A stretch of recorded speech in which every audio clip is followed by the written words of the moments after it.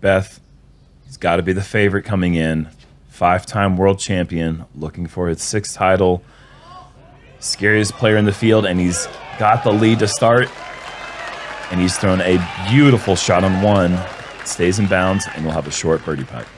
Not necessarily the hole you want to turn the camera around, but he does pump the brakes right there before the creek, and that's going to be almost a tap-in birdie. And that's huge, because if you go out of bounds there, you don't get to play it from where you went out of bounds. You have to proceed to the drop zone, which is 65, 70 feet with a low ceiling. So important to stay in bounds on this hole. James a little bit left. And as we saw Paul in the Open during his intro, he has what can only be described as world's face. I've seen it a dozen or so times. The crowd, 1,400 deep.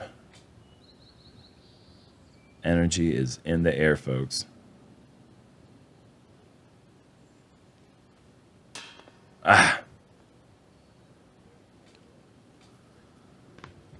Just low for James.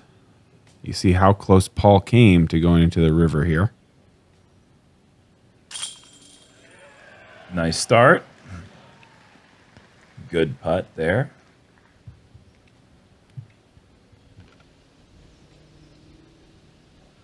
And if you've been watching our coverage all week, you know that these first 2 holes at the fort are so important to birdie, because starting in hole 3, the course starts to really show how difficult it is. And the first 2 holes are kind of a reprieve in that sense. The 2 easiest holes on the course. You really feel like you got to get those birdies early to buffer for what is yet to come later on in the round. And as you can see, the trees are moving a little bit. It is a bit breezy. Just to add an extra element for a final day. I mean, it's not going to be perfectly calm ever at the finals at the World Championships. The disc golf gods just will not allow that. Yeah, and I feel we should mention the 1,400 spectators. That is a sold-out crowd. It was a COVID-limited event. Spectator passes in high demand. I mean, I'm answering DMs online like, dude, I don't sell the spectator passes. I cannot get you in here. And I'm sure they'd reach out to you, because you are right there at the top of Chase Card, and you are just 2 back of the lead. Not only that, I don't know you. Leave me alone. I'm trying to win a world championships. Short hole 2. Now with this right to left crosswind, it's going to be tough to get the height right, as you see Paul hit it perfectly right. And wow. Almost drills it. No. And I can't help but imagine that if he doesn't hit that, that thing is definitely juiced long out of bounds. So a really good break as well. I totally agree. If he clears that log in the air, he's out of bounds and he's going to a drop zone. World Championships, you can get away with those decisions, and it might seem a little fun, but the last round, if you do something like that and it does not work, it's got to have an extra weight behind it. Calvin came short, but he didn't roll down the hill, I don't think. So he should have a pretty doable putt, roughly 40 feet. And unlike Paul, he kind of took a little bit off, so did Kevin. So that height that I was talking about was super important, as James catches a nice break as well. I mean, I feel like expectations must be high for Calvin Heimberg. He's been playing so well. James Conrad with his first birdie. Nice one to get. You have to get one of 2 of the starting holes. Mm-hmm.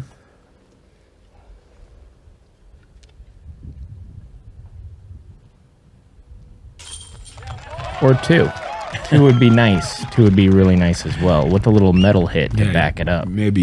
I'm Paul Ulibarri with today's Bushnell hole breakdown. You can find the Edge Disc Golf Rangefinder at the link in the description. Hole 3 at the fort is unique to the course, being only one of a few with elevation. Normally you could use this 34-foot drop in elevation to your advantage to make sure you clear this OB River, but not here. These guardian trees make it tough to aim down. Now playing true to this intimidating 516-foot number, things can get a bit dicey. Par is good on hole 3, but let's see how it plays out. Wind is such an important factor here. McBeth long on the first 2 holes, both holes with almost no room long. So you can tell he is aggressive today. This is wide and high and crushed. Can it find a way through those trees? Today a helping wind, right to left tail, Oh, wow. so it's easier. You can hang it out wide and let the wind kind of help you take it into the left side, and that's going to leave him another putt for birdie. These guys obviously possess the power to not have to really give it everything they have, and so it's honestly a comfortable distance for them. This is looking pretty good as well. If this gets A little bit short left, yeah. maybe, but not too bad. Oh, that's fine. The crowd likes that. Figure out your bag, and obviously these guys have done it better than the rest of the field.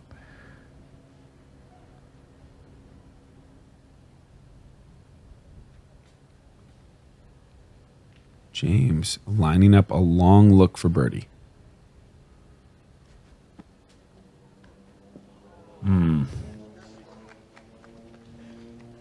5 to 40 feet, these low hanging limbs, which makes it a bit tougher for the competitors to get the height on the putt. As you see, these both come out up short, but the camera really doesn't do it justice. They all have those low hanging limbs that it's tough to get it higher. Plus at the elevation, it's going to drop a bit faster. So the fort adds all these kind of little tiny details that make it just tough right outside the circle. And James still has some distance here for his par.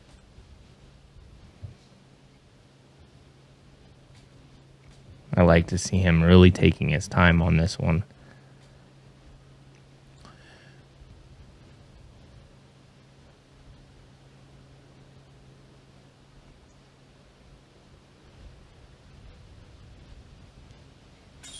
Oh, no. With a lot of talent and many looks. From the outrageous glasses to the flowy llama-like hair. Man of many styles and talent. Yeah. I would say his looks range kind of from like bored and sleepy to like bored and sleepy wearing outrageous glasses. That's kind of the spectrum you're looking at. Oh, my goodness. Hole 4, par 4, 655 feet. This is one of the hardest holes. You heard it from Germ. The tunnel you have to hit has just a little bit of a left jog in it before you find the corner. That makes this hole so difficult to hit the line to get all the way up there to access the green. 70 feet short of. I think he's just going with a Yeah. rock there. So Yeah. just playing for the fairway. In the hole's defense, I do feel like this does play as par 5, and so he's playing for 4, obviously, with mid-range to putter off the tee. And if it was just called a par 5, the score range on it, the average score would play as a pretty decent par 5 at 4.63. I mean, That behind trees on a hole that breaks left, he's going to have very limited options.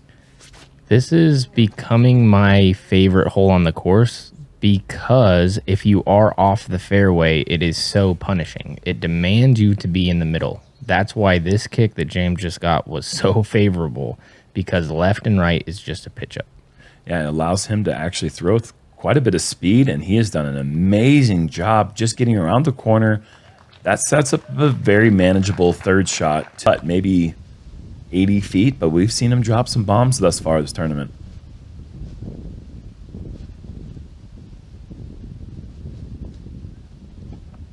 Okay, that's going to be really tough from there. He's going to have to play a hyzer flip up with this putter, kind of pushing the right side of the fairway, which is Wow. very scary. Yeah, this is not a great spot. Needs to get left, but not too left. Oh, wow. Wow. Oh, my gosh.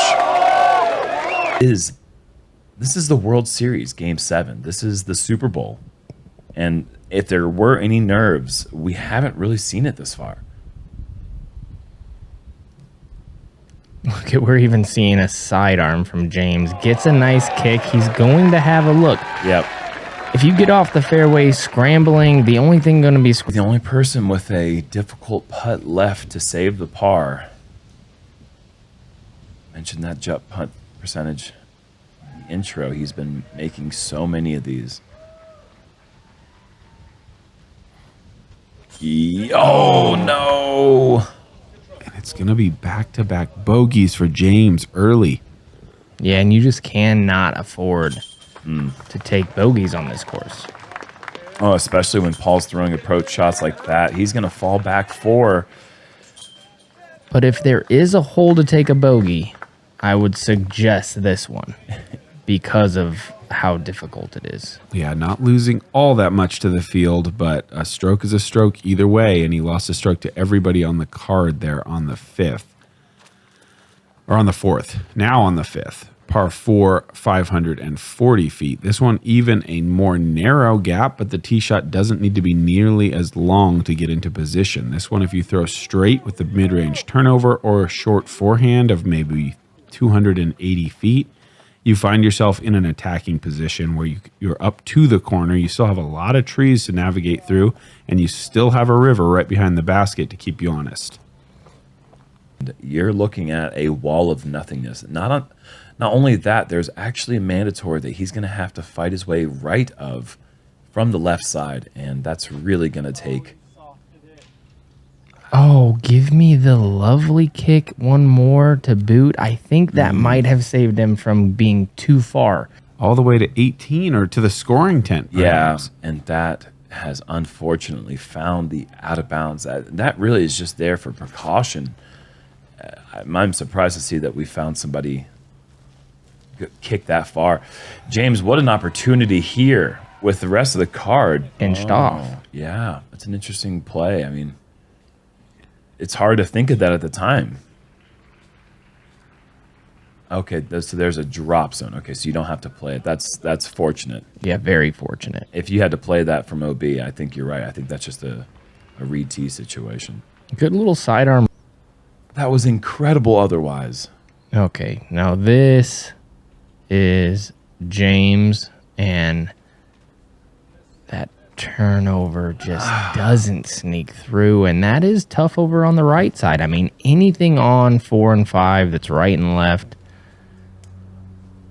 incredibly difficult. Great angle here. Big skip.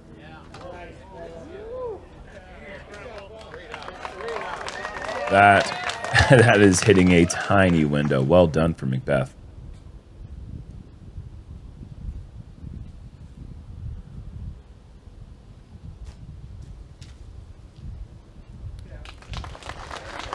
All right, so James has got the guaranteed par in the pocket, coming back for the bogey. A little deja vu there I thought was about to happen. We saw him hit a big one, I believe, first or second round from that same spot, or maybe a little deeper. Paul from range. Are you kidding me? This man is on a mission for 6. Wow. 50-footer. Maybe more, 60. Here's what I want you guys to see. You see him push the ceiling that I was talking about. That's the fort. He had to legitimately hit teeny tiny limbs. It didn't cost him anything just to give that. Picks are just a disaster on hole 5. Okay, last 2 holes. Pars are a hot commodity. And McBeth is feeling pretty lucrative right now. Yeah. Yeah, and 10 total birdies between 4 and 5 in the last 2 holes. Got to give a shout out to Lance Brown, who birdied hole 4 2 of the 3 times we played the hole, and there was just a total of 6 birdies for the entire tournament. Incredible stuff there for Lance Brown. Wow. Hole 6, par 3, 324 feet. This one has a very tricky window. Paul's going to try to get this high forehand.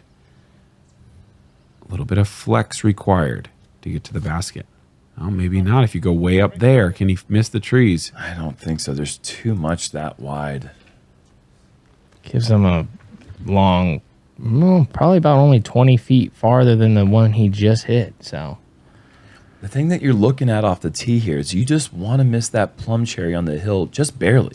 If you miss it by a lot, high, left, right, you're most likely going to hit a branch. But James just barely gets over the top of it, and look at the result there. I mean, it's not parked, but it's much better than Paul's, and it's a good shot. Yeah, and that's what you're like that from Calvin, though, not leaving anything low. Hyper aggressive. Give everything a chance this final round. Okay. Call it 70.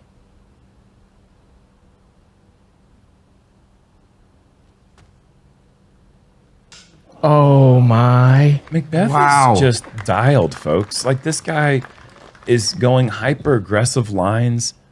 I mean, it's day 5 of the World Championships. When's the last time we didn't see him absolutely dialed? Yeah, no, you're absolutely right. It's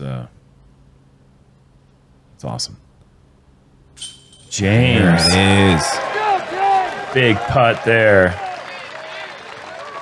And those 30-footers, I cannot tell you how important those are for the confidence. One way or another, you're going to hit a tree, or you're going to hit a root, or you're going to get stuck in the sand, and you're going to have so many putts from that range throughout the event. And this last round, if you're making those, it does so much for your confidence. Hole 7 is a birdie opportunity, but it's a bogey opportunity as well. This one has some really tough rough, especially on the left. Our players need to hit that initial gap with a flat shot that's going to fade left late. If you keep it too flat, you're going in the water. James Conrad, even through 6 holes. This looks good. This looks really good. Maybe a little spicy. Oh, that's just... How do you get over that log and down before the log behind it, which separates good shots from the creek? He's probably throwing a putter. That's probably how. That is just incredible touch and accuracy. Fantastic. Wow. Here, Paul calling for this to stay up. It can slide in under. It's an Okay. obstructed putt, edge of circle. Same little stump you hit coming in there with the nice stuff. So many holes in a row. Yeah, wow. I mean, missing low, missing high twice, now missing low again. Calvin, that close. Those 4 go in, and he's actually at 34 down. And speaking of 34 down, man is locked in.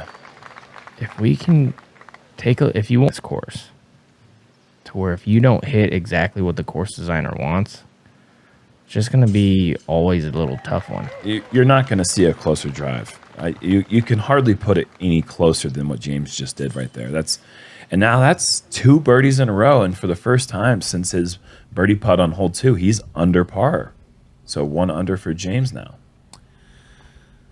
Hole 8, you heard Germ say it. Why are trees hole? It's that same one we just saw from Chris and myself. Forehand, a popular play, trying to hit that high airspace and move right. There is that wall there. If you come up short, there's also some OB on the left, and you saw those trees that guard the pin late, just on the left side of the green. So these guys have to do a lot of things right in order to pick up a birdie on the elevated basket of 8.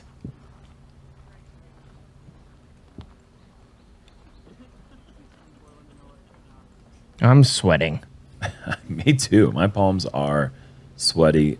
Mom spaghetti. Here's James going with the turnover. Very tough shot for a backhand player. Oh. And that is almost perfect, but he catches one of the little guardian limbs there that keeps him from having the power to get all the way there. Still a great shot, honestly. That shot shape is only done by the best in the world. McBeth a little too high. That's going to catch early limbs, but still manages to fight its way forward. Going to be an obstructed putt. Okay, didn't get punished for that.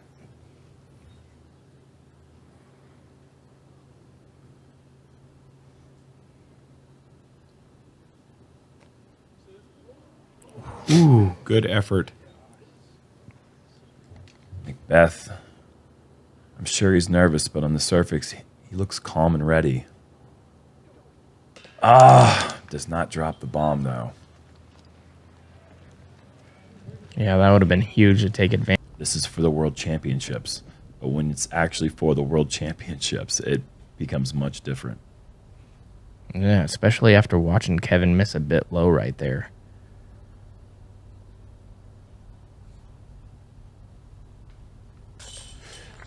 Get in there. James, a little, not quite his normal putting stroke there. Maybe a little bit of nerves there. But it's in. Seeing some nervy putts going can also help build confidence. And seeing a bunch of pars come up on the board could build the confidence for myself and Chris Dickerson. Yeah, absolutely. Hole 9, par 5, 778 feet. This one is a straight shot off the tee.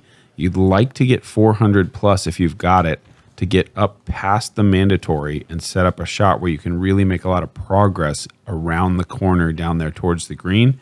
That big mound is a great guardian. Really, really hard to find your way all the way in there, though we did see Paul make the eagle in the last round. There were 3 eagles in the second round out here at the fort. Incredible stuff from the field. This is just a dream 3.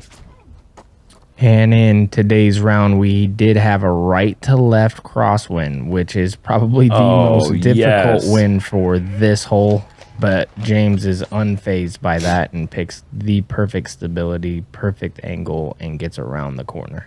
James doesn't necessarily have an attack for the eagle play. I really believe that it requires a forehand, but he can get himself up to a long look for the eagle. And as Paul has hit first available, he's got an opportunity.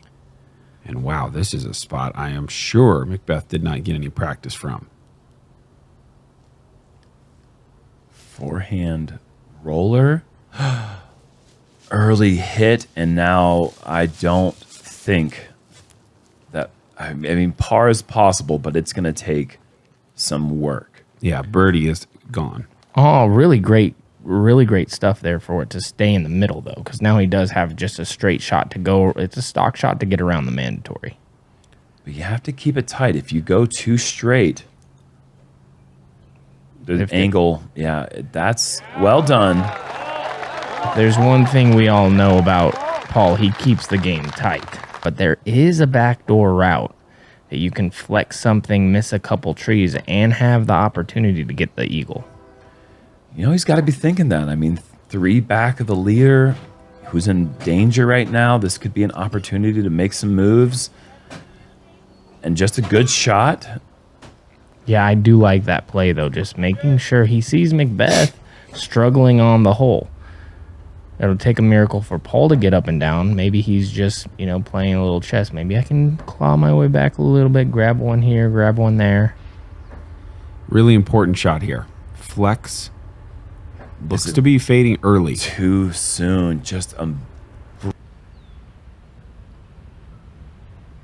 Not the greatest shot there from Kevin.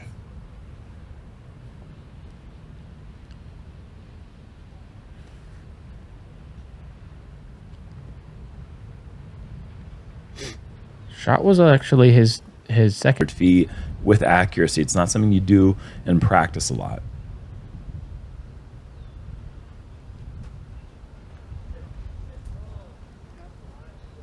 It will be a bogey for McBeth. Away 2 shots at the lead, and that is going to make the final 9 holes at the World Championships so exciting. My goodness. And that just shows you, like I said, one of the more scoreable holes on the course. And then all of a sudden, leader takes bogey, and probably a good percentage of even the second card found a birdie on that hole. Wow. Everybody kind of moving along at a similar pace, save perhaps Chris Dickerson, 5 under, 33 for the tournament, and now square with McBeth. I'm there 1 back, tied with Conrad and Jones. Have we ever seen a more tightly I- contested world championship? Not in my memory. This is can't incredible. think of anything like this. Hello and welcome to the final 9 holes of the 2021 PDGA Professional World Championship presented by Grip 6 from Ogden, Utah at the Fort. It's Big Sexy Barry, Nate Sexton, Jeremy Coling, and Paul Ulibarri. An event 2 years in the making. We have been waiting for the World Championships for such a long time, and we are here at the final 9 holes. McBeth holding onto a one-shot lead over James Conrad, Kevin Jones. Actually, a one-shot lead over no one because he is currently tied with Chris Dickerson from the Chase card, but a one-shot lead over 3 others, 2 shots over Calvin Heimberg. You cannot script a more tense final 9 holes. And obviously, we need to note, as Chris is tied for the lead, he is holes ahead. And so Correct. these guys, if they can match, Boom sauce? boom sauce, but left a Yeah, little pretty bit, left. a little bit. That's Oh, no. matter really at all if you don't have an angle on that second. Kind of a helping win, but what happens with that helping win, if you don't keep it low like this and get it flat, it is going to drift left. This is going to be absolutely prime time. Yep. Yeah, that is the farthest and the best angle.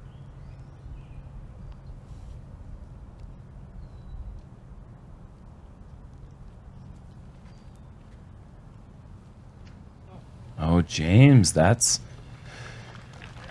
early tree. Long putt coming. Chris Dickerson range. You see how much more simple Paul's shot looks from the good angle.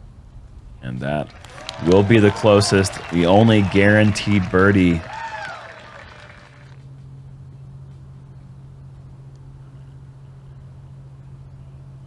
James from 40. He loves it. Why not? 4 down the last 5. Great time to buzz in. He's excited about it because that was a little more difficult than even we know, I feel like. Kev just 1 back of the pace McBeth is setting. And despite some struggles for Calvin, he is still right there. He's 31, 34 the lead. So many difficult holes still to come. Chiefly among them is this one, number 11, par 3, 484. If you can deuce this, you're getting strokes. This is such a hard birdie to get because the line is not very obvious. Not only is it 484, but it's a woodsy shot. You've got to get it way up high, turned hard right, and then a big flex back to the left. You'd like to finish right of the basket, but that's almost impossible. You're hardly seeing anybody achieve that because you can see this branch with all these little leaders going up. It's like a fence in front of the basket if you're on that left side. Now it looks calm here, but once you get above the tree line, there is a right to left wind, which is extremely difficult for this exact shot. Once the disc gets turned over, it doesn't want to fight back as its usual flight pattern. So getting it flat, as you see that one, gets over. He got that way right. Yeah. Yeah, gets over and then pushes to the right. Scared from James's shot, seeing his and how it pushed so far right. See if McBeth can learn from those two. Make the corrections. Widen this gap a bit. I like it. And I think he's made the correct adjustments. This is looking great. Can it get through everything at the end? No. Not the last tree. And that is the difficult. It's the one you have to get past. Now he's going to have it with his type of putt, too, the down to upward swing. It's going to be tough. See if Jungle James is able to get up and down. And yeah. Ooh, that was maybe running it if it could get past that tree. Yeah, get up and down was maybe it was a little bit easier than I thought. That was certainly a birdie effort. As is this. Oh, that same tree wreaking havoc. I've been there before in that same position. You can see the basket through the wide. These are tricky little 25 footers that he's making good from. Even this shorty from Paul, he's having to straddle out left, and he's only 18 feet from the basket. Those are ones you can't take for granted because very easily they can slip away. Saw it happen all week. 11 and 12 are probably the most heavily guarded greens on the entire course. Not just prominent big trees. We're talking trees that are smaller than the size of your wrist are surrounding the basket 360 degrees. That in the best words that you could find right there. Shoot. Yeah, shoot. My words would be a little bit different that might not be able to make coverage. Internally, there's more going on. Let me tell you that. So bogey for Chris and myself on 12. Let's see how these guys play it. Super narrow tee shot. You saw where Chris landed. That's pretty much perfect. But then your work is still not done. So many small trees to dodge on the way to the green. 510 feet has maybe never felt so daunting. James Conrad. Absolute gem. Right there. That tree dissects The fairway that they're giving you here. Kevin's forehand looked so good, just barely, just a couple degrees too far left. And James, Paul knows that if you don't get that thing moving left, you're not going to have a shot. Incredible shot from way back. Oh goodness, that was a special shot from Kevin. Paul looking upwards with thumber. Now, remember, OB Creek left, OB fence right. This is hyper aggressive. Okay, that's a manageable par scenario. And if you're wondering why, about as much as you can do, Calvin going to have to knock down a big putt or he's going to be looking at a 6. Can James put this close? Can that put the brakes? Yeah. Brakes. Oh, yes, he hangs on. I don't think that was going to be sitting anytime soon, even if I think that was a great little kick. I think that was going deep OB. You could be right. Can't ask for much more than circle 1. And this, does it get the bounce? What a shot. Unbelievable. I don't want to say nail in the coffin, but it might be. I mean, that's... With James taking a birdie and going to 34... Paul having a par putt, James and Paul are going to be tied.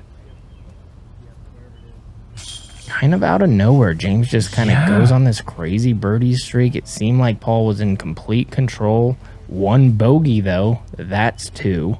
Then another one picks up one more. Yes. And now all of a sudden he's like... 3-way tie, Kevin Jones at 34. 3 players in the mix. And then we've got Chris Dickerson and Nate Sexton still in the mix on Chase Card. Wow. We've got hole 13 coming up. You want to take us through this one, Yuli? Yeah, again, one of my favorites on the course. This is a shorty.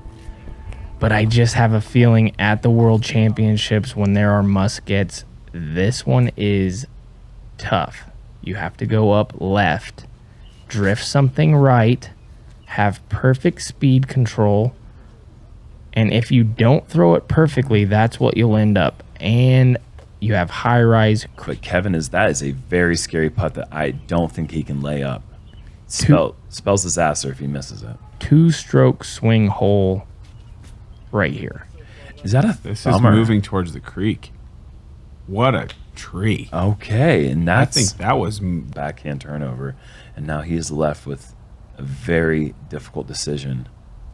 Makes our job really fun because now they all have that inside 50-foot look. Nobody inside the circle. This will test your nerves straight down to the core of who you are. I think we all know who this guy is. He's that guy. Wow. He's that always guy. been that guy. Unreal. Assuredly, if he misses it in any way, he is out of bounds, taking a 4. Oh my gosh. How do you make an elevated 48-footer with danger behind on the pole in the World Championships like that? You're a 5-time world champion. That's how. And James lays up. He says, you know, Whatsoever creeping into your mind, then you're going to miss that putt. I mean, How often do you feel like you've ever stepped up to a putt where you felt like danger, danger, danger, and then made it? That doesn't seem to happen very often. So Kevin, listening to his body, and again, also playing it to play another hole. Now the par 4 14th, low ceiling drive with OB down the right. Eventually you do have to cross the out of bounds creek to reach the green. You'd like to throw a low distance driver, big skip, and then set up a hyzer approach. McBeth has this roped. Can it miss these trees? Yes, it can. That's very left, but it's also very far. Almost like a breather hole. Now you're able to get a full swing, kind of swing freely after the last like 4 or 5 holes, specific shots. Now you have stock shot. Okay, let's relax. Let's hit this gap, throw it low. James absolutely piped. That's a little bit better than McBeth's. Yeah, I agree with that. That's straighter. $16,500 to the winner. And the second biggest payout for first place in disc golf history as well. Second to another event that Grip 6 was the title sponsor for last year's Disc Golf Pro Tour finale. James Conrad. The fire continues. These aren't small. That was over 300 feet to the pin from there. McBeth gonna get creative. Through the back door. Can it fight? Oh, yeah. Okay, so that's a look. That's left of the green. Yes, I believe that's left and long. It's deep of the green, and it's...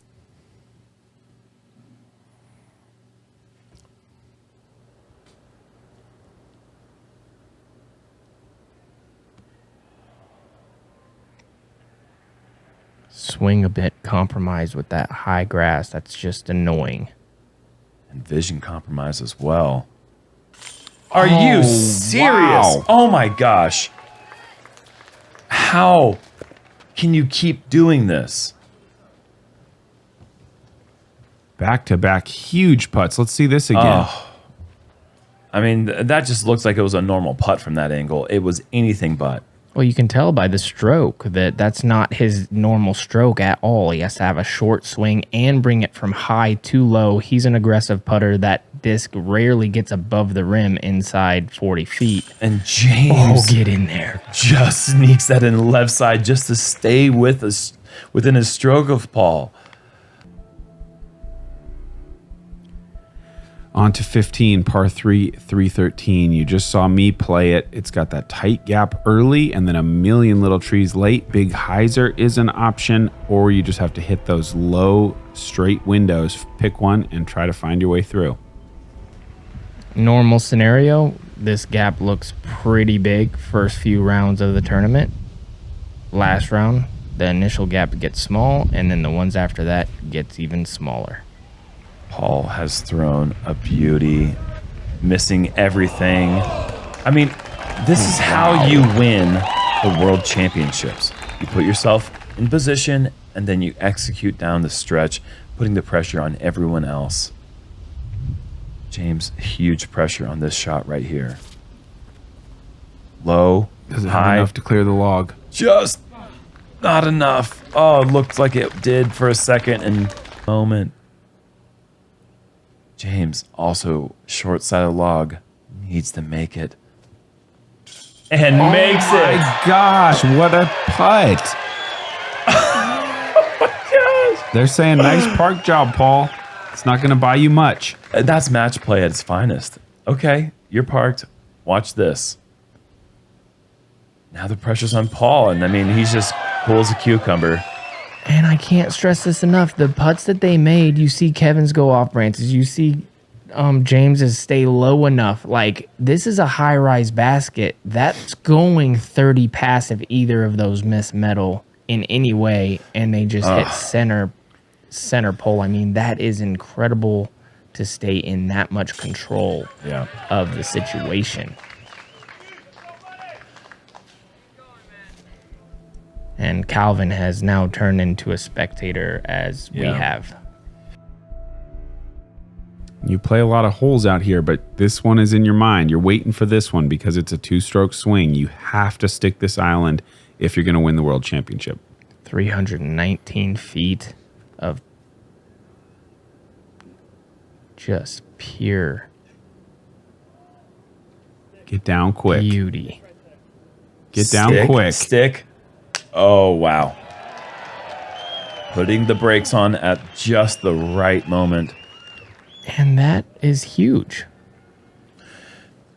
James Conrad, he's going for the high backhand hyzer, a riskier shot, but comes into the green softer, so he doesn't have to worry about the ground play nearly as much as the more reliable but faster green shot as the sidearm. And look at that, just sticking it. Perfect. Already acing this hole earlier in the week. James has this hole dialed in right now. And I haven't seen anybody else take this line. Like, he's taking it so wide and so high, trusting his angle control and trusting gravity to just do the work. Like, this is a trick shot that you play at home to play catch with a buddy. Like, this isn't something that you that's what happens on island holes. Like, it just ends you. Oh no. And that's it. McBeth from 25. Just Beautiful birdie. look at this stretch of the last 4 holes. Unreal. And that goes back to that approach. No way. I feel for him. After what we saw at Portland Open with the just evil hole 15, hole 16 is going to do that to Kevin right now at the World Championships. Really? You hit the line so beautiful. Hole 17, par 4, 648. You just saw me play it. These guys are probably going to go backhand turnover, try to push up that fairway as far as possible. But you heard Yuli say those guardian trees, evil. You hit one at all, you're pretty much going in the water. And the drop zone is 410 feet, and it is difficult. This is really high.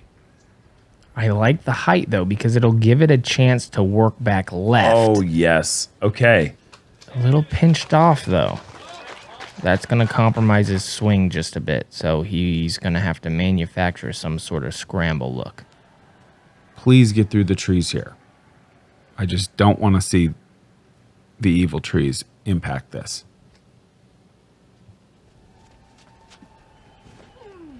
James, Commitment. committed shot is that's the call for sure.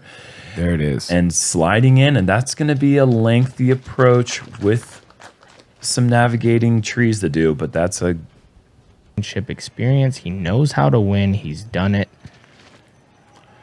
this is needing to get by these. Okay. Oh my Wow. gosh. Look at the scoot. What a shot from James, and once again, match play. From almost a very similar position. And down the stretch of big tournaments, it's the easy ones that you need to practice. Yep. An awkward stance from McBeth. One of the best awkward stance throwers we've ever seen in the game, and he just makes it look going to be his year this time. Paul McBeth is outside the circle. Just barely, but you see that feather right in front of his disc. 35-footer. How do you beat this man? Well, people don't, it seems. That wasn't an inch off of dead set, I think. This one feels 18 feet, but actually, pardon me, feels about 29 for James. I don't know, man. This man is locked in as well. This is perfect. Nice. Good one going into 18 as well. Being able to find the middle. We saw a couple of his... Say that again. Say it again. I'll say it. What a week. What a week for you, Nate. Hole 18. Oh, my goodness. Very impressive. Nate, what do we got? Par 4, 650. McBeth up first. A big drive here could really put a lot of pressure on James. It's so important to have the drive in the right spot. You have nothing. You cannot manufacture it from the edge of the water. You need to push this up and left. If Paul keeps this inbounds, James has to birdie. Looks a little heavy on the hyzer. This needs to get Sit. down quickly. Sit. Oh my goodness. Wow. And not only does it sit, it puts him in a position where he can see the basket. So if James throws a good shot here, Paul can elect to go for the basket. James has to put one in perfect position. I've seen so many shots not get the sit that he did and push out of bounds left. Miss the trees. Miss the trees. Miss. Oh, gosh. Oh, no. Oh, sit. Oh, he stays in bounds, but I cannot barely. imagine. The mandatory. So James... Oh, he's laying up. He's just going to lay up. I thought maybe he'd have to do some sort of big roller or Sky Anheuser, do something crazy. And again, this is a tough layup. Like, this isn't easy. There's out of bounds everywhere. There is a mandatory pull that you have to get past, especially with James being a backhand predominant player. And that's a little short, too. I'm sure he'd like another 15, 20 feet. It's going to be a slightly obstructed shot from there, but it's...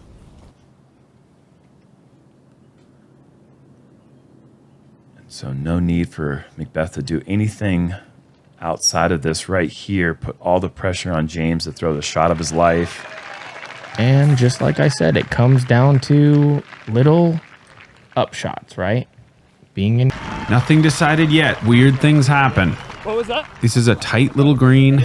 Both of these players need to execute now. Super tough shot.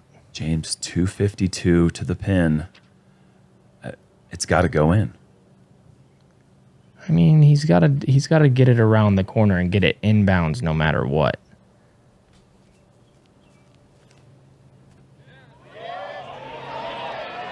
No. Give me that. No! Oh my God! My goodness. Oh my God!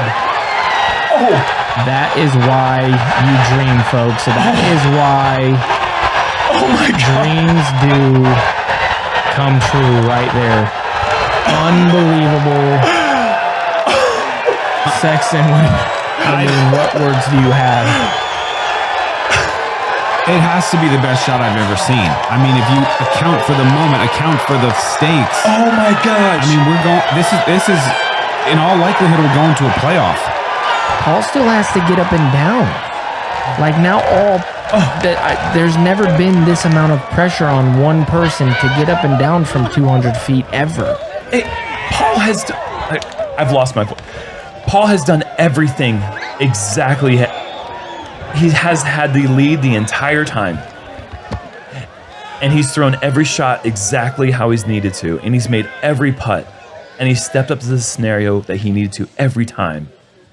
And it still came down to James throwing in from 250 blind around the corner. He was looking into the sun. He couldn't even see the basket. Paul can't see the basket. This is not a gimme.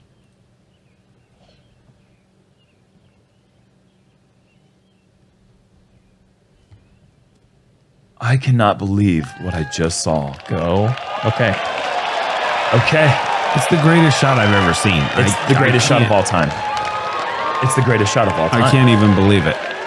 It's the bottom of the ninth, bases loaded, 2 outs. It's more. It's Game bigger. 7 in the World Series. It's bigger. With a grand slam. I mean, It's more unlikely than hitting a home run. It's more. It's bigger. That's crazy. If Paul knocks this down, guess what, guys? Playoff. Island hole. Hole 16, hole 17, hole 18 on a loop. And Paul's knocking this down. yeah, I mean, we've got We're not extra done. holes. We We've are got not extra- done. No, not even close. It's not his year this year, but man, this guy, his story is not written, and neither is this event. We've got more holes to play at the 2021 World Championships. Look Ladies at and the gentlemen, card. We need everybody to stay here. The finish, the close from McBeth and Conrad. Unreal on the fort on this back nine. James Conrad acing hole 16 early in the week. This is now Conrad corner.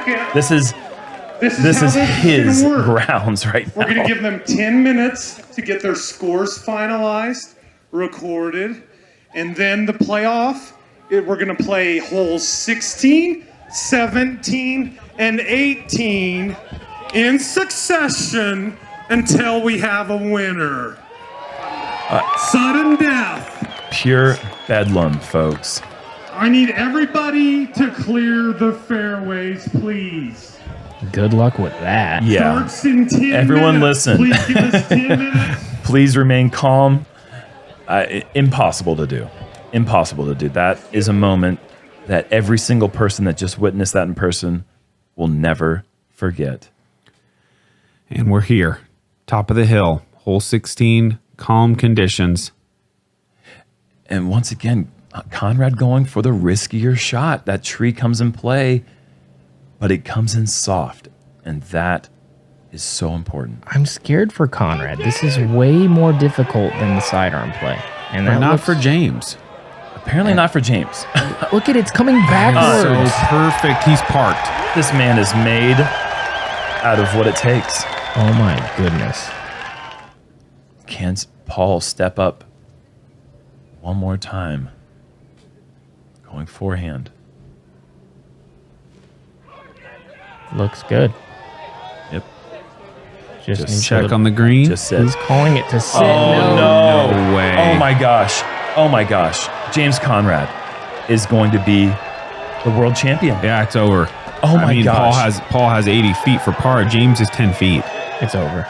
Oh my God. Unbelievable finish to throw in from 250 feet to force it, to park it, put all the pressure on Paul. Unfortunately, he does push long into the water, and James Conrad is going to win the 2021 PDGA World Championship. And honestly, Paul's disc had no chance to stop. That had too much juice from the get-go. That wasn't a bad break. That didn't roll in. It didn't, It didn't roll in. It It was skipped going all the in. way. Yeah, it was going in no matter what.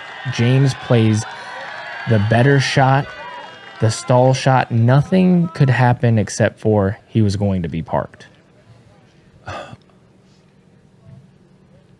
What a moment. What a chapter in the history of disc golf has just been written. And this is just a formality. And whether you're watching this for the first time or you're watching this on repeat for the 30th time, I hope you understand the magnitude of this moment, of what just took place in the last 20 minutes. Just low, and James has nothing left to do but walk up here on legs made out of jello and try to tap in to become world champion. Paul with the fist bump because Yeah. all he can say is hats off. You earned it. You are the world champion. There it is. Chills. The things that this man overcame this year, switching companies, learning these discs, he has them absolutely dialed. And look at the celebration with his best friends. Paul with another tap on the back and a smile from him as well. You know what 6 means for Paul, for him to be able to celebrate or give James the props that he deserved. It shows a lot about Paul's medal. He just takes a big old chug. Oh, that has never tasted so good. Look at this trophy, 50 pounds. The bell, the champion, James Conrad. Now has a USDGC title and a world title. This man has now put himself as one of the best disc golfers of all time, and the crowd knows it. Enjoy the Hall of Fame in 10, 15 years, buddy. Incredible stuff. Wow. One of 5 players ever to win the U.S. title and the world title.